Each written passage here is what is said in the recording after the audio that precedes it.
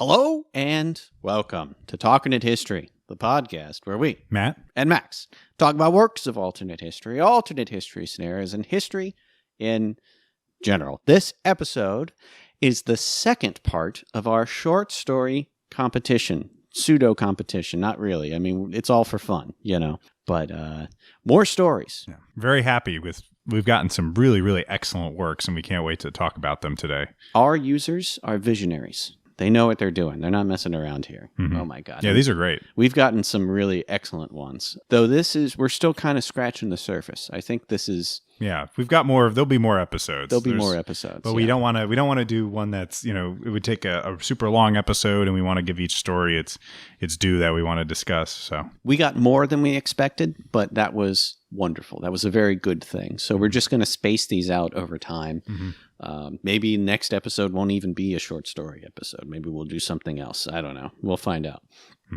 in due time. But for now, I think we've all in God's good time. Godspeed, speed. It's from that's in The Darkest Hour. Oh, where he's like, in God's good time, I'm Gary Oldman. I'm Gary Oldman, and I won an Academy Award Thank God, for this. Finally. After my magnificent performances in Hannibal and The Professional. The Professional. Oh man, everyone. Yeah, just saying, excuse me while I gnaw on this piece of scenery.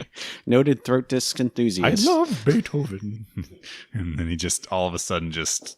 It's odd that there's no Beethoven music in the movie, though. You see him listening to it, but what I like is that Luc Besson made that movie because he needed to get more money to make The Fifth Element. Right. Yes. Another visionary film. Really visionary. Really, really maybe too artistic.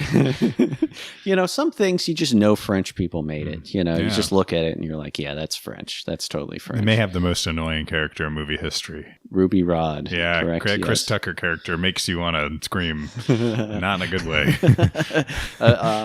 I may cut this out, but apparently on Jeffrey Epstein's plane, there's like a list of people who were on it, and there was a guy named Chris Tucker. But people are constantly asking him about that. What was it like meeting Bill Clinton, Chris Tucker. It wasn't me. What was it like being in Rush Hour 3? What was it like being in...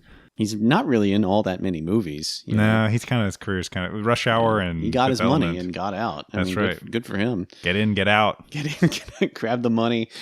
Good stuff. Well, let's get back to the task at hand. Oh, right. Of course.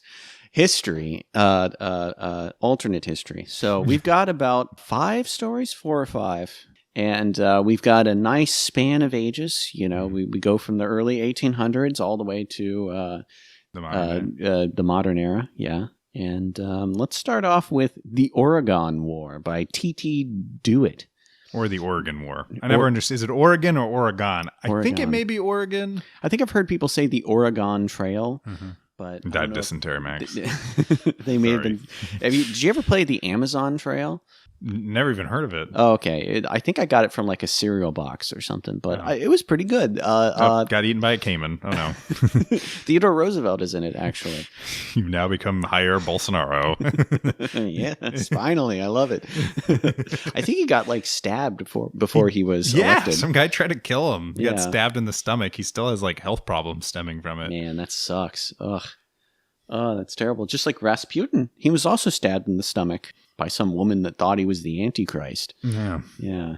But, well, she probably realized he was going to be the bad guy in Hellboy, the first one. In Hellboy, yes. But in real life, the good guy. What a great guy. Yeah, what a great guy. I love him. Also, that whole thing about him like being beaten up and then he was still alive when he was in the water is like all not true. Like someone shot him in the head and then they dumped him and they made it sound a lot crazier than it was. Some people think that Felix Yusupov was working with British intelligence and that British intelligence killed Rasputin, and all that stuff about the cakes is just BS. It's not true at all. Yeah, that actually is believable. Yeah, I could believe that. Because they don't want to say, oh yeah, an agent of a foreign power killed this guy. Like that would be like really unpopular. Yeah. But okay, all right. But the Oregon War by T.T. Drewett. Mm-hmm. I said do it before. I was thinking about Palpatine. That's the reason. Do it. Point of divergence is in the 1840s and 1842 specifically. So in it, the point of divergence is not a man-made occurrence. It's not a a traditional. Someone point of isn't divergence. born 50 years too late or whatever. Still can't figure that one out. That one's pretty. But this one is a natural disaster. Mount St. Helens erupts in the 1840s for some reason, 1842 specifically. And around this time is the election of one James K. Polk. And this was not a campaign slogan, but it was a slogan from around that time. The 54-40 or fight. Yes, 54-40 or fight. Yes, the border between Oregon and Washington was pretty liquid. People didn't really know exactly where it was. Or when British territory ended and American territory began. Yeah. So things are pretty unclear at this time. And because of the eruption of Mount St. Helens, British soldiers who are in Fort Vancouver, which is not anywhere close to modern day Vancouver. I looked at a map. It's like in Washington or whatever. But they go down south and because they're doing like humanitarian relief kind of stuff, and they end up setting up like garrisons and forts south of the Columbia River. So they have a much stronger claim on that area when Polk gets elected. And I'm saying Polk because that's how his name is actually pronounced. Like a pig in a poke. Pig in a poke, precisely. There was actually a Whig song. You could buy like a Whig party song book, and that was one of them, Pig in a Poke. Really? Like, screw you, Poke. Okay. I was half expecting you to say it's pronounced Whig. Whig. Speaking of wigs, we have a Liberia story later, but we'll get to that. Yeah, we'll get to that. We'll get to that later. In good time, Max. Hell of a story. But we're talking about a hell of a story right now also. So it's got these nice little tidbits too, like Mount Rainier is renamed Mount Victoria. Oh, of course. Which is wonderful. More things named after Victoria, please. Yeah, that's what they need. We don't have enough. Yes, yes. We need more things named after George II, actually. That's who I want. I love an obscure British monarch. Him specifically. That's right. Edmund Ironside, Arthur Canute. King Canute. Yeah, I command the tides. In the story, there's like an excerpt from a conversation between the British ambassador Pakenham. Is it Pakenham? I think Pakenham, maybe. Yeah. Probably not Packingham. I don't think so. Yeah, unlikely. But anyway, they're having a conversation about the Oregon territory, and basically the British say, if you continue to be aggressive in this, we're going to send advisors to Mexico, and we're going to send them money and material and whatnot, and it's not going to go very well for you. And Polk is just completely incensed by this. He's so pissed off. So America basically fights a two-front war against the British on one hand and Mexico on the other. Yeah, he sends Winfield Scott and Robert E. Lee to be on the Oregon front. The Oregon front. Yes. What's the latest news from the Oregon front, Max? Well, the news is that there's everywhere. There's a bunch of Indian people there. Yeah. Because the East India Company sends like over 10,000 sepoys there to help garrison the area. Nice. And they defeat, along with the HMS Damocles, which amazing name for a ship. Amazing name. As per usual with British people. They know how to name a ship, I'll tell you what. But yeah, it goes quite poorly for them. Robert E. Lee and Winfield Scott split up, and their forces are just whittled down to nothing. There's a bunch of Native Americans who fight for them. Salish? I think it's Salish. Salish, okay. And there's also a bunch of New Caledonians that like a New Caledonian national spirit is born around this time period. There's this guy, he forms this town called New Market. And he makes this tricolor flag that becomes like the symbol of New Caledonian peoples. It's like I think it's green, white, and blue in some kind of order. I kind of picture it looking like the Douglas fir flag, if you've ever seen that. Mm-hmm. I have, yeah. Like the whole Cascadia thing. Good old Cascadia. I like the idea of putting a tree on your flag. That's pretty cool. Yeah, why not? Putting a leaf on your flag, I'm not as into that. I feel like that's not Maple's as kind of cool. boring. Yeah, for real. You know, it would be better if the American flag flew there. Yes. That's you know right. what? That'd be best of all, Yes. actually. Me and S.M. Sterling are going there to... British Columbia? I think it's just regular Columbia. Yeah. How about that? Huh? Yeah. Looks like a beautiful district, if you ask me. Yeah, this seems like a great state. Yes. We need more. We need your oil. We need your timber. We need you, Caribou. We don't need Justin Trudeau, though. No, absolutely not. Or the other Trudeau, Pierre. Well, he's dead, so there's not a whole I don't need that guy either. But anyway, the guy who's like this founder of the New Caledonian national spirit, his name is George Bush. I like that. Nice. Yeah, he's like a former American, and he's part African American. I don't know if I said that earlier, but anyway. Also, there's a eastern front of all this stuff. Washington, D.C. gets bombarded. Yeah. It's the War of 1812 all over again. So the British have repelled the Americans in the Oregon territory. And then the Mexicans have stopped the Americans at, is it Monterey? I think it's Monterey, yeah. Because British advisors are helping them out. And then they bombard Washington again. Yes. Washington burns again. And oh my God, it's so funny. James K. Polk is like in the presidential like carriage with like dual pistols just firing out the window. They actually managed to repulse the British, and it's like congressmen like joining the fight. Yeah. And Polk shooting out of the carriage with pistols. And it's just, love it. This is what alternate history should be. Yeah, and they evacuate to, Philadelphia. Classic turtle dove right there. And you get another transcript of a meeting, and it's all these congressmen, all these senators, and they're all like debating what should we do. Some guy's like, we need to fight on. We need to go to Quebec. That's right, to Quebec. To Quebec. But a young member of the House of Representatives from Illinois steps up, and he says, no, we need to capitulate. We need to end the madness now. Abraham Lincoln, yes. Which tracks with the fact that he really was an opponent of the Mexican-American War. Yep. God, it would be so cool if they had John Quincy Adams in here, because he was still alive at this time. He died, I think, during the Mexican War or right after it. So. He was in the House of Representatives, and there was some bill about like pensions for war veterans or something, and he said no really loudly, and then right afterwards he like died of a cerebral hemorrhage or something, and like he like collapsed to the floor, and his last words were something to the effect of, I think, like, I am at peace, or I am content now, or something like that. But yeah, famously died in a body of government, Wow. Very, very famous.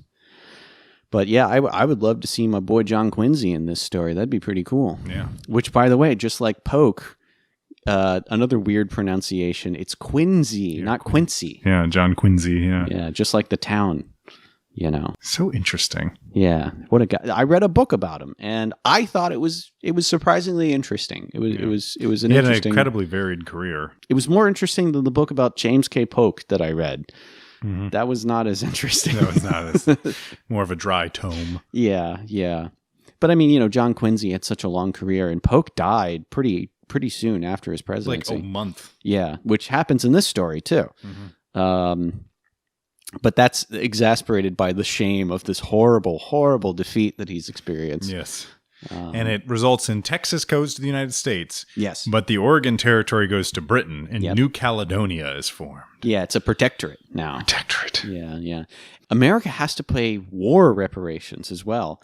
And they have to demilitarize down to 15,000 men or something like that. It also hints at this really has some pretty serious repercussions down the line because of... Well, for one, the next presidential election, or the one after it, I can't recall, John C. Fremont becomes president against Buchanan. And that leads to, and it talks about references to the breakaways of the Free States Republic during the American Civil War, to the atomic bomb that ended the Suez Crisis. I love it. There's still a Suez Crisis, apparently. So, yeah. It's we're going to nuke Nasser. Just like, nope. Or maybe it's like a show of force. We're going to drop a bomb right off Alexandria and just like, look at this, Nice.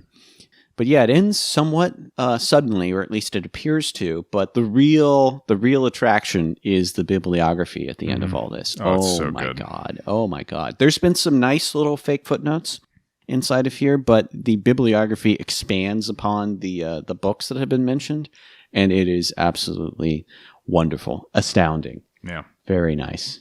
I think some ones like Polk by Ron Chernow. Yeah, Ron Chernow. And he wrote a book about Washington. I know that. Oh, he also did one about Grant, too, recently, and one about Alexander Hamilton that they made that musical out of. That was the reference material for the musical. And then there's one about H.L. Mencken writes one of them. The Great Eruption and American Failure. There's one called Alaska, Last Bastion of the Czars. Nice. So, like, they have a revolution in 1917, and then the Tsarist government just moves to Alaska. A rump state. I love it. Revenge for Texas, Striking Down the Eagle by Peter Saras, 1989. Translated from Spanish. He's a Mexican. Yes. Oh, my goodness. There's a lot of translation going on with Peter Saras in the next couple stories we do. Good old Peter. There's another one too, the last one actually. Robert E. Lee, A Legacy Ended Too Soon. And it talks about how one can only speculate that if he had lived, because by the way, he actually gets killed by the British. Executed, yeah. Executed. If he had lived to serve in the American Civil War, the United States may have defeated the rebel cause. Yes! Love that. Like double recursive alternate history. And despite having a standing army of only 15,000 guys, there is still a civil war mentioned in this bibliography. There's like a Free States Alliance or something. Mm-hmm. Yeah, the Free States. Yeah, so there's some sort of a... And I think Britain intervenes on their side or something like that. So yeah, great story. Very good. I quite enjoyed this. Oh, yeah, and they also mention, like, they talk about the tricolor, and they're like, this tricolor would one day fly above Nagasaki, implying New Caledonia, that's right. There's some sort of an invasion of Japan by the British. Yeah, and there's no nuclear weapon to end the war in Japan. Well, maybe the atomic bomb comes by Suez. Right. It comes way later. But then again, maybe the Suez Crisis is a different Suez crisis. Yeah, Suez crisis maybe it happens in the 30s. Who knows? I don't know. Anything's possible. Possibilities are endless. That's a very salient point, yes. Next story is The Curious Case of the Kaiser Caper by S.H. Worsham. And this is a nice little story. Yeah, I really like this story. The framing device of this story is basically like an academic article inside of an email. And it reads like an academic article. Excuse me, an e-gram. E-gram, that's right. Yeah, so, in this universe, they call them e-grams. Yes. So and it's also the professor works at the State of Jefferson University in Eureka, which is a reference to Eureka, California, which is in Northern California, like real Northern California. Okay. I remember I first read this and I thought, this is a very well-written story. This is excellent writing, very high-quality writing. Good characterization of people, it's plotted well. And the thing about this is that when I read it, it's this I'm like, man, this is incredible world building, all these characters and all this stuff. And it came up with such interesting little things like, this person would go on to be a baseball manager. And this person used to be a senator, And I was like, this is so interesting. And then by the end of it, you look it up, and these people are real. It's really remarkable as we tell the story, and then thinking about something kind of paralleling this almost happened, or kind of did happen. Yeah, there's a guy named Marmaduke somewhere in there. I remember that. And, it goes to show, why would you name someone Marmaduke if they were not a real person? Exactly, right? Sometimes truth is stranger than fiction. It is. So what we have is Luke, I think it's Leah. Basically, he's a former senator or football player. He's a U.S. soldier fighting in France. So basically, he concocts, along with one of his officers, Lawrence McPhail, and some other people, that they're going to go to the Netherlands, and they are going to kidnap the Kaiser. And this is after the war. This is after the war. This is after the armistice. This is like late December 1918, early January 1919. Yeah. They're going to kidnap the Kaiser, who's in Amerogen in the Netherlands in exile. And what happens is that they drive into the Netherlands, they get a German dictionary, and they go to the Kaiser's house. And in this, at first, Leah says that he wants to pretend to be the son of a count who's come to see the Kaiser. And McPhail, one of the characters, says, no, you should present yourself as a German businessman who needs to talk to the Kaiser about some debts, some money. Yeah. And he practices with this book, and they prepare. He gets there, and he talks to the count who runs it, who's like, okay, well, I'll go get him, I guess, if this is about his money. And the Kaiser agrees to come and meet them. And then when he gets down there, he realizes very quickly that they are not there to talk about his money. And they kidnap the Kaiser. Yeah. It's pretty interesting. They talk about how his hand is on his sword. It's a very nice touch. Yeah, with that, the withered hand he had. And well, long story short is they get the Kaiser, these soldiers, and they actually McPhail knocks out the count with a well-thrown ashtray hitting him right between the eyes. And something like that happened in real life too, or something. Well, what happened is this parallels. What happened is that Leah McPhail, and McPhail, interesting enough, he and his son would both be in the Hall of Fame, Baseball Hall of Fame, as managers of baseball teams. Oh my God. So in real life, They stuck with the Count story, and they got to the villa where he lived, and the guy like said, no, I'm not going to let you see him because he smelled like bullshit.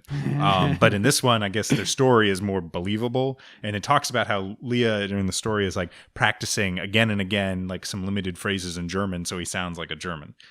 So they take the Kaiser and they drive him off in a car, and their tire gets holed by one of the guards, shoots at it. Yeah, they go to Oosterbeek. Oh, yeah. Oosterbeek. Sure. Okay, all right. Right outside Arnhem. Yeah. It's where the British cemetery is, and where the Hartenstein Hotel, if you're ever there, go see it. It's a really cool memorial. Is that where they were holed up? Mm-hmm. Yeah, okay. Yes. Interesting. It's really, I've been there, very cool. And there's also a British cemetery for a lot of the airborne soldiers right nearby. There's another Bridge Too Far reference coming up here pretty soon because they're like holed up in this barn, and this young girl, this like 12-year-old girl, Kate Terhorst, yeah. She comes up and helps them out, gives them food, gets them a tire change. And they called her their Oosterbeek Angel, which is a reference to later in real life during the siege of Arnhem. Would you call it a siege? I don't know. Yeah, kind of. Yeah. Like the part of Arnhem. I mean, Frost didn't even hold the entire city. Yeah. But there was a native woman, a Dutch woman, who was like a sort of a nurse for them, and she was called the Angel of Arnhem. So like this is her as like a young child or whatever. She helps them out, and then a British intelligence officer comes to help them, and ultimately they get right to the border, and the Dutch realize actually they shear off the Kaiser's mustache with sheep shears, which is pretty funny. Very funny scene, yeah, and they dye his hair too. And they drug him too, so he can't do anything. And a Weekend at Bernie's situation, yes. Yeah. So they get to this bridge to get into Germany. He's dead tired. Yeah. Well, they didn't snap his neck. My like friend here. Also, the longest freaking jet flight of all time that he can beat it with a seaplane. We're talking about Commando. Yes. Yeah, great movie. A fine film. Oh, yeah. I really liked its in-depth characterizations. And whoever put up that deep fake video that had Michael Dukakis's face over Arnold's for that, really funny. Incredible. On the subreddit. Incredible. Amazing. We check that Reddit from time to time. We're not Reddit people. We don't really go to Reddit, but we very much appreciate that r/Talkernate history. That deep fake thing was hilarious. He was at Korea, I think. Michael Dukakis. I don't know if he was in Korea. He was definitely in the army, and he was. Yeah, there's a picture of him in Korea. I don't know the context on the Wikipedia page, but trying to defect to North Korea. He's in a T-52, whatever. I don't know what it's called. T-55. Yeah, but they get to the border, and one of the guards notices, hey, wait a second, this is the Kaiser, because word has gotten out. You know, people are looking for them. The Dutch government does not want to give up the Kaiser, so they're trying to get across the border, I think, into Belgium. I think it's Belgium. I thought it was Germany, because they're trying to get into occupied, because the Allies occupy the Rhineland and all that. That's right. So they have like an action-packed car chase for a little bit. They get over the border and turn him over to the French government, and something wonderful happens. The French ship him to Paris, try him, and then execute him by guillotine. I laughed so hard when I read that. Because, the story's like pretty good-natured and stuff, and then you have like a guillotine happen. Yeah, they guillotine the Kaiser. But this has immense implications for history because this causes huge unrest and these riots in Germany. Yeah, in Cologne, for instance. And all that. And it leads to the Spartacists never really get put down. Not as quickly, at least. Not as quickly. And the Weimar Republic doesn't become viable, and Hindenburg takes over as basically a dictator. Yeah, an authoritarian dictator. There's like more and more bad stuff that happens. One Anton Drexler tries to... He doesn't try to. He assassinates Hindenburg. Yep. And then August van Mackensen takes over as a basically caretaker government. But Germany divides up into these different sort of warring provinces. The Rhineland, the French basically annex the Rhineland and create like this independent country. And that leads... And Konrad Adenauer is the head of it. How old would he have been at this point? Pretty young, right? 40s. He would have been in his 40s because he was literally the president of West Germany in the 60s, and he was like 91 or 92. That's insane. Yeah. Oh my God. Yeah. Imagine electing Alf Landon in the 80s. Yes. Here's our president. Here he is. Interesting. And this leads to there is a Second World War. The Soviets try to attack Germany. They do, yeah. But it says it starts in 1937. Yes. And it references King Edward VIII. So Edward VIII does not abdicate. And their Second Great War is what it's referred to. And it sounds like it's quite a bloody conflict because it talks about how, like in the email, it's like, I want to take these students on a trip to Europe and you can see all these places that are involved in this. And like, we always stop off at the American Cemetery in Berlin. I'm sure almost all my students always have some relative who's buried there who was killed in the war. So it sounds like much more of an almost apocalyptic conflict with the Soviets. They also talk about American war memorials in Poland. Yes. Poland. The Polish front. Polska. The Polish front. Wrocław, yes. Yes.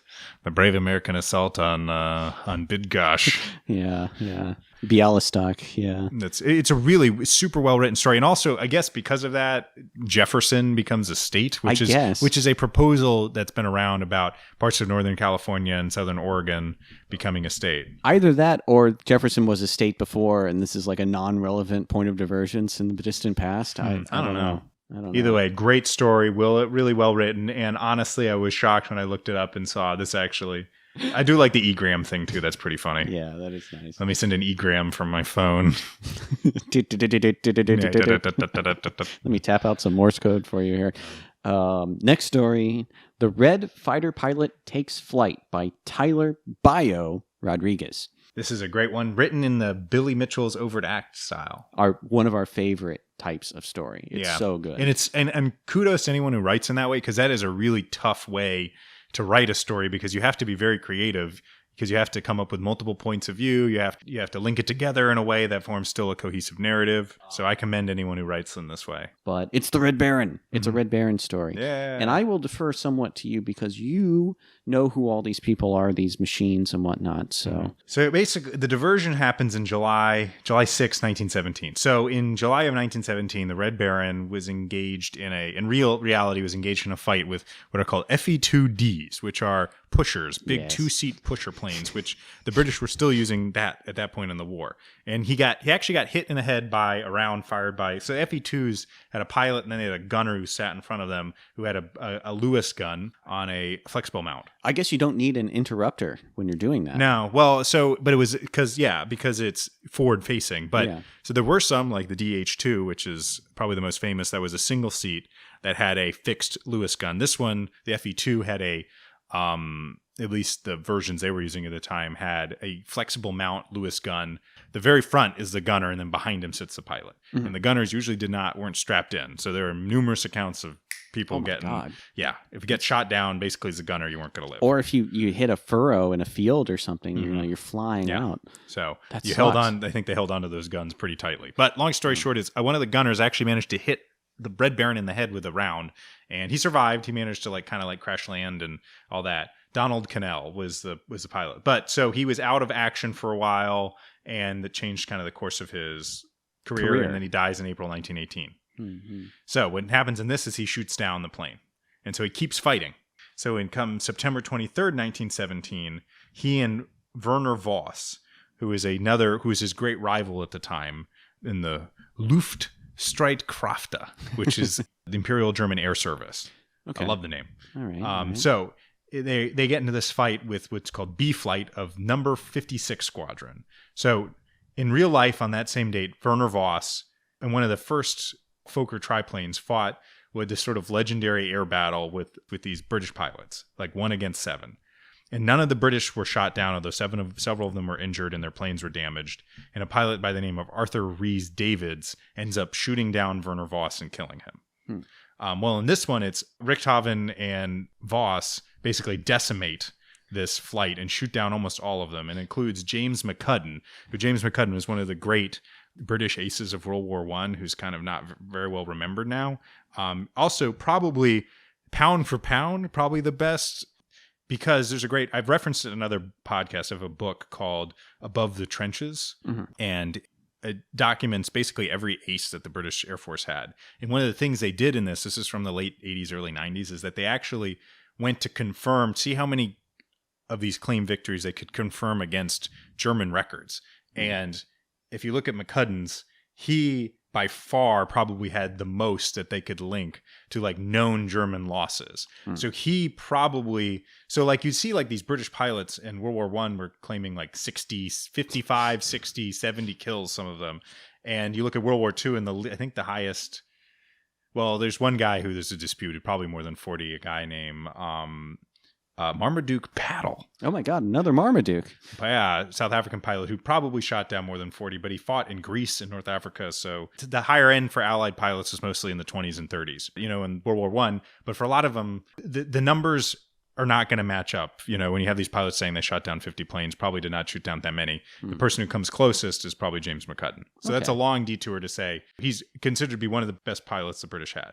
He gets killed. Most of these other guys include Rhys Davids, Reginald Hoyge, another British pilot, Richard Mayberry, another British ace from the time. They all get shot down. And Werner Voss becomes famous. The Green Knight is what they call him. And the Red Baron keeps on fighting on until April 21st, 1918.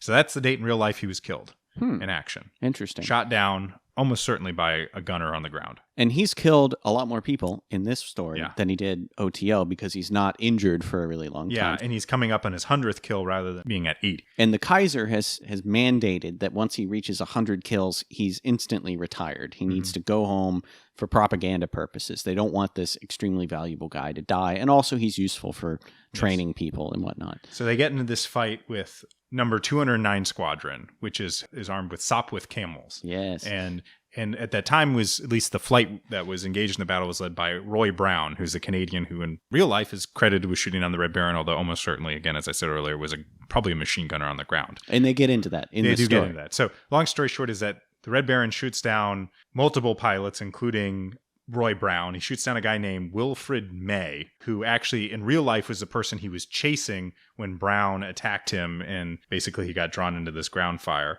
So Lothar von Richthofen, who's the Red Baron's brother, is killed by Francis Malherche, who actually was a British pilot too. And then that guy is shot down by Werner Voss. And at this point, they retire the Red Baron. Yeah. He's forced to sit out the rest of the war. And Voss is in charge of the Flying Circus now, this name for this group. Yeah, the first JG-1, the first major German conglomeration of squadrons into a fighter group. But because of this, the Red Baron develops this hatred of the British. They killed my brother. Yeah, pretty much. Yeah. And then Voss gets shot down fighting with Edward Mick Manock, who is a famous English pilot. And so it talks about in that there's a gunner on the ground named Cedric Popkin. And Cedric Popkin is actually an Australian gunner who's one of about 3 people who is thought to possibly have shot down the Red Baron. There's a couple of them. But in this one, he claims he actually shot down the Green Knight. Yes. And it's funny because he talks about how there's a song about him and that there's a character in a movie based off of him and there's even a frozen pizza named after him, which is amazing. Yes. Red Baron pizza. Yeah, Red Baron pizza. The picture, that guy in the front does not look anything like the Red Baron. He's got a mustache. Yeah. He looks nothing like him. And but it's so funny. You go to the Red Baron website and it's learn about the Red Baron. Here's yeah, because all the people who get Red Baron pizza definitely want to learn about Manfred von Richthofen. Sieg the Kaiser. Yes. Yes, exactly. This is the only pizza I buy. So basically, interwar, von Richthofen becomes a commercial pilot and he gets into a crash and he's flying this woman named Fern Andra. Yeah. I looked this woman up. She's like an actress who's from America, but she was in a lot of German silent film of this era, even during World War I, which I was shocked by, working in an enemy country. But she was like the semi-well-known actress, and in this is actually something that happened in real life. There was a crash. The pilot of this crash was Lothar. This is his brother Lothar. Yeah, in real life. Yeah. But in this, it's Manfred, and he survives, whereas Lothar did not. Yeah. In real life, just the pilot died, Lothar, but in this one, everyone gets out alive. And she gives this interesting little picture into Manfred. She says he's a very awkward guy, not very good talking to women and whatnot, and says, and this is very important, says that he became interested in politics around this time. And this is, I think, 22 that this is happening, which is the same time around which a certain somebody becomes a big deal in German politics. Yes. And what happens is that he actually goes and participates in the Bürhal Putsch. Yeah, they call it the Hitler Putsch. Yeah, with Goering. But Goering gets shot in the back and paralyzed. Yes. So he goes off to just do drugs and drink in the Netherlands. Yeah, he moves to Holland. Imagine a Goering who eats all the time and cannot exercise at all. He probably looks like the guy from Blade, the first Blade movie. Deacon Frost. Oh my God. But so von Richthofen basically takes his place and becomes a real leader in the Nazi movement. Mm-hmm. And it's just interesting to see he basically becomes Goering. Yeah. There's some Spanish Civil War stuff. So he's becomes the head of the Falcon Legion. Which poor Hugo Spurl. Poor him. Oh my goodness. That monocle just dropping off from his face. Oh, no. And that's because the British nickname for him is the Red Falcon, not the Red Baron. And they talk about how in Spain they have orders to shoot down any British plane they see, which is interesting because I don't know if the Republic had any British planes during. I don't think so. But, this is a different world. So maybe the British are somehow involved more slightly in this. Yeah, for whatever reason, they're more interested in contributing planes and fighter pilots and whatnot. Guernica happens. Guernica, Guernica, I guess. And then, but this is all detailed in a biography called Fatih Stories by Werner Mulders, and it happens post-World War II. So Fatih lives on. And when World War II proper happens, it seems like everything's mostly the same, except Dunkirk. Dunkirk comes. And a real turkey shoot. Yeah, it's a turkey shoot. Oh my God. They destroy over 10 destroyers, something crazy 25 like that. 25 or 10. And it says 300,000 British soldiers are captured or killed, which would basically be the entire BEF. They would definitely surrender. Yeah, no way. But they don't. They don't in this story. The Blitz and sort of is delayed until January of 1941. And it talks about Ju-88s and the good old Me-262. Yes. They burned Dover to ashes. Is literally what it says. And then London and Birmingham and all these other cities are just being bombarded. And it sounds like the Blitz just keeps happening throughout pretty much the whole war. Ernst Udet is a point of view character in this. He like something from his memoir or whatever. And he talks about, which, he doesn't kill himself in this universe. Yeah. In fact, later on, he writes a book called The Sole Survivor of Nuremberg. He says, Your Honor, I'm not guilty, and I'll tell you why. I'm gay. Yeah, the Kevin Spacey defense. Ladies and gentlemen, I can't be guilty. I'm gay. That one doesn't work. Oh, darn. Just sort of I was just following orders. That one doesn't work I was just being gay, Your Honor. I can't really. But anyway, Hitler kills himself, as in our timeline. And then instead of going to Dönitz? I think it's Dönitz. Dönitz. Instead of the title of Fuhrer going to Dönitz, it goes to Richthofen. He's now the Fuhrer. And he issues the Bar-Along order. Very strange. That probably is a reference to something, But basically it means kill all British POWs. Have to be executed. Every single one of them. Because my little brother got killed in that airplane. I have to kill all the Anglos. Yes, and it happens. And then he ends up being captured and going to Nuremberg, and he is number one that they want to hang. And in fact, it's just really at the end, it's a great excerpt, and it's written from the perspective of Albert Pierrepoint, who was the British executioner, main British executioner of the time. And actually at Nuremberg, most of the executions were carried out by an American executioner. But in this one, they bring him in. And he talk about how Manfred von Richthofen is like the number one target. And he talks about how he hangs not only Richthofen, but Albert Speer does not survive this one. Yeah, he gets hung at the gallows instead of being hung from a lamppost, as in Monty Bounces the Rhine. That's right, Yeah. No lions. There's no lions at Nuremberg, unfortunately. Yeah, so he can't be eaten by a lion. Oh, God. The Emperor gives the thumbs down. But it's really well written, and I like how it ends with... Although the Me-262 part I did enjoy, although the Me-262 is not going to be around in January of 1941. No, it's not. But they do, I credit it for talking about its deficiencies, about how, all the problems. I noticed they Allies still win, though. Don't they nuke some cities? I don't know. I think they may. I was afraid that because they talk about how Richthofen has this poison legacy and he's this war criminal. I was very afraid that it was going to be that they were going to drop a bomb on London or something. No, it's the POW thing. That's why he's a war criminal, which I appreciate. Also, they talk about how he knew about the Holocaust too, but the Bar-Along order is the thing they can really get him on because they have it in writing. Yeah. I don't know about nukes. I'm not sure. Maybe this is canon with Fatih. Maybe they're in the same universe. They happen in the same universe. I don't know. Maybe. Brighter than 1,000 suns. Dawn came early to Dresden. Brighter than 1,000 suns. Yeah, maybe Mulder's escaped somehow. A Slaughterhouse 5 kind of situation, like Vonnegut. There's also an excerpt from a alternate history short story in this that's excellent. It's like in the story, Richtofen wakes up from a bad dream, and he dreams about this future where he's responsible for all this death, and he decides to go off on this last sortie back in World War One, just as like him accepting that the world is better off without me surviving this sortie. It's like this weird what's that one with Jimmy Stewart? Oh my God. It's a Wonderful Life. It's a Wonderful Life. This weird, it's a wonderful life. Yeah, it's a terrible life. Gotta go kill myself. But it's kind of interesting. It's well done. And this fictional short story is written by Esther Friesner, the one with Eisenhower going to Gettysburg. Yeah, but the story is an alternate pilot. Yes. Love it. Published in 2006. I wish it existed. That'd be awesome. That would be awesome. And then there's also a reference to The Burning of Dover by David Irving. Yes. And David Irving, the disgraced historian, wrote a book called The Burning of Dresden. Yes. And we get to our final story now, though. Yes. Great story. This story is amazing. We could do a whole episode about this story. It's so amazing. The War of 95 by Zygmunt Morales.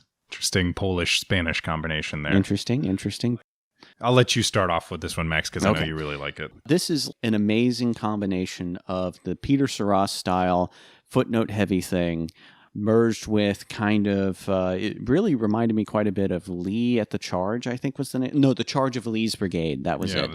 The whole Robert E. Lee at Crimea story that S.M. Stirling did. And it's just this wonderful mix of like this really distant point of divergence mixed with like this modern day conflict. Yeah, it's amazing. And there's just, oh my God, it's so good. There's like these constant digressions to stuff that happened hundreds of years ago mixed in with modern day stuff. And it makes sense. The world makes sense though. Yeah, on first blush though, when you're first reading it, it's just like this barrage of like different thing. And your brain's trying to make sense of it, trying to think, well, okay, what's going on here? What's the logic of what's happening? But it here? makes sense. It makes sense, yeah. So the overarching point of this story is that it's somewhere in the mid-1800s, Napoleon III, he really has a good run of it. And he basically creates this grand European nation that spans most of Europe, France and Germany in particular. The capital is at Aachen. Yes. And it's called Europan. Yeah, Europan. Europan rather than European. Oh, and also important is that the Civil War. So Britain and France intervene on the side of the Confederates during the Civil War, and Russia intervenes on the side of the Union. The Treaty of Perpetual Friendship. Yes, they sign a Treaty of Friendship, America and Russia does, and that friendship goes strong for quite some time. It's still strong in 95. This is 1995. So it creates this interesting political thing where Russia and America are great friends. The Civil War is a disaster for the Confederates, as in our timeline. So, that gets taken care of. And America and Russia are really good friends, and this super duper French European Empire and Britain are good friends too. The Commonwealth, yeah. So it's these two power blocks that are constantly, they go to war quite a few times. It's mentioned in this is the fifth time in a century that they fought. And there's a reference to the Second War of Spanish Succession that appears to happen roughly with World War I. There is a war in the 1940s where Winston Churchill and the British ally themselves with the Americans and the Russians against the Europeans. Yeah. And then there's a war in the 70s, and there's one other one too. Japan is involved in some previous war. You kind of have to really pay attention to make sense of the timeline. Exactly. But it's written in a way that would make sense to if someone was living in this universe. It would all be references, but you have to. Exactly. I had to read it a couple times to like go back and make sure, almost like writing down notes, like and it's very dense too. Like it is. You really have to pay attention. It references the Secretary of War Dole. Yes, and President Perot. So we still have a Secretary of War. It's apparently Bob Dole, and Ross Perot is the president of the United States. One wonders, Bob Dole, both of his arms, are they? Yeah, he's just like, I'm going to strangle the life out of those Europans with my arms. Him and Daniel Inouye, both, the two of them. So basically, the Europans and the Commonwealth, the British Commonwealth, have launched these attacks on multiple fronts. So they first attack. So the Russians have more of East Europe is in the command of the Russian Empire. Yeah, they have and Poland. It talks about Poland. It talks about Czechoslovakia, or it says, because it talks about Prague, the Prague Oblast or something like Czechia Oblast. So the European, they launched this attack on the ground there. Yeah. They also attacked Malta, which is occupied by the U.S. 3rd Marine Division, which I love. Yes, that's wonderful. That's wonderful. And it talks about how they've expelled all the civilians from the island and turned it into this fortress.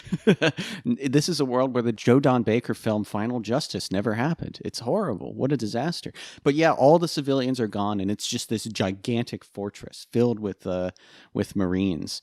And let's see, where else is important? So there's also, they attack near the Suez against, I guess there's Russian forces in roughly what would be Israel now. In the Sinai, yeah. They talk about Sinai, yeah. There's like Judea. They mention Judea as a state. And then they also attack Liberia, an American puppet state, where Norman Schwarzkopf is ready to face off with those Europeans. The Dominion of Sierra Leone. Yes.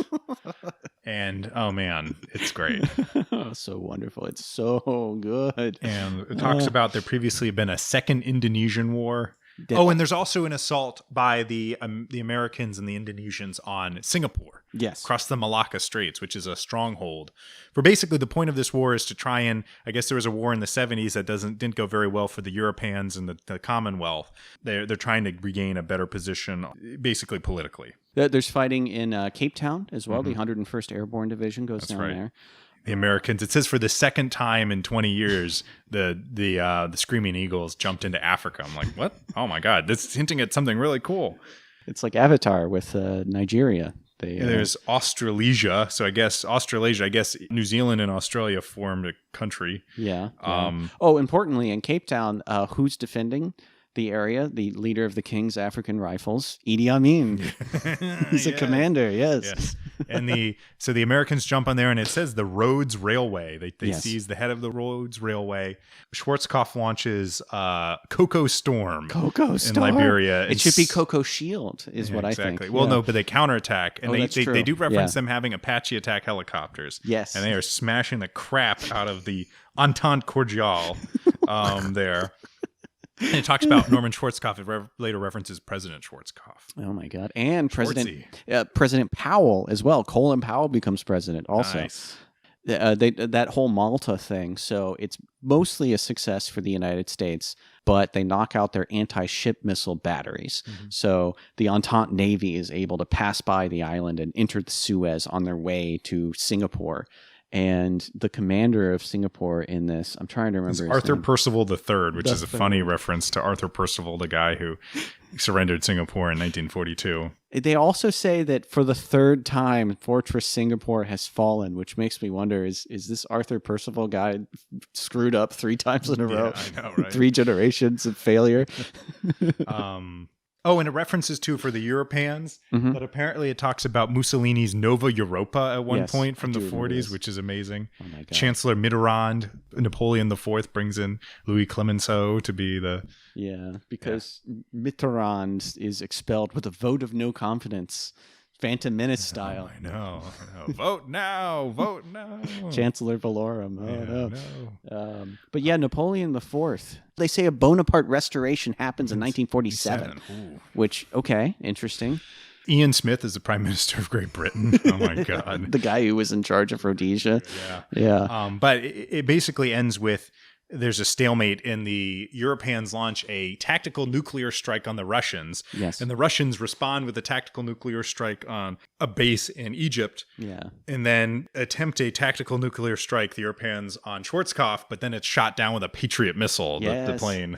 They say they have to expend almost all of their salvos, but eventually they're able to shoot it down. And it's the first time that a nuclear missile has been intercepted in this crazy mixed up world. And it references there's been nuclear strikes used before in the 70s. It references the Vienna exclusion zone. I guess the Russians nuked Vienna in the 70s in the previous conflict. At first I thought it was maybe like the total exclusion zone from the Falklands War, but no, it's exclusion zone in the sense of Chernobyl. You know, it's this horrible wasteland. And then it talks about, too, there's a great quote about Britain using nuclear weapons to keep India in line, like a demonstration. And it says, Prime Minister Gandhi sees a British mushroom cloud in the Bay of Bengal and says, determination of spirit is no defense against nuclear fire. He says as he holds his RPG. That's and right. flexes his muscle. I've lost. I'm so pissed off. Yeah, that's right. Because it's the Raj. It's called the Indian Raj. Yeah, still part of the British Commonwealth, though. Yeah. And long story short is the Singapore Falls. There's actually a stealth bomber strike to like take out the leaders, the British leaders, and they take Singapore. And basically, the Americans and Russians, they come out again. Doesn't matter what side we're on, Max, we're going to win. America wins. Also, the Falkland Islands are called the Roosevelt Islands. I love it so much. So much. Oh, my God. And there's a gigantic Titanic naval battle that happens south of, I think, the Andaman Islands in the middle of the Indian Ocean with the United States, Russia, and the Japanese are involved. Yeah, Japan wants to be part of this. It's called the Russian-American Treaty Organization, RATO. Or RATO, whatever you want to call it. But now, maybe PATO, Pacific Area Treaty Organization. That would be better, PATO, yeah. Because when you add Japan, then it's Rajto. It's kind of weird. I think PATO works better. They talk about the Pato O'Rourke, for instance. Very nice.